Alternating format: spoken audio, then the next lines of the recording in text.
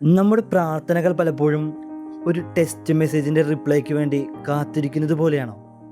അതോ നമ്മൾ ഓർഡർ ചെയ്ത ഇഷ്ടപ്പെട്ട ഭക്ഷണം വരാൻ കാത്തിരിക്കുന്നതാണോ? ദൈവം നമ്മിൽ നിന്ന് ഒരുപാട് അകലെയാണെന്ന തോന്നലിൽ വിശ്വാസത്തെ പലപ്പോഴും നമ്മൾ ഒരു വിരസമായ കാത്തിരിപ്പായിട്ടാണ് കാണാറുള്ളത്.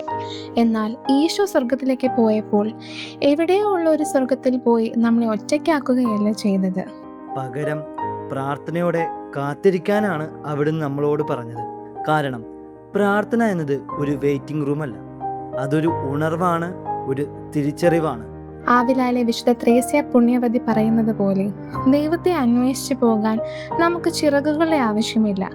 നമ്മുടെ ഉള്ളിൽ തന്നെ വസിക്കുന്ന അവിടുത്തെ മുഖത്തേക്ക് ഒന്ന് നോക്കിയാൽ മാത്രം മതി.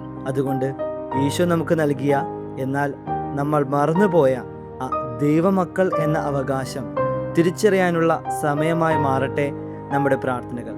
ഈശോ വാഗ്ദാനം ചെയ്തതുപോലെ, ഞാൻ എൻ്റെ പിതാവിലും നിങ്ങൾ എന്നിലും ഞാൻ നിങ്ങളിലുമാണെന്ന് ആ ദിവസം നിങ്ങൾ അറിയും.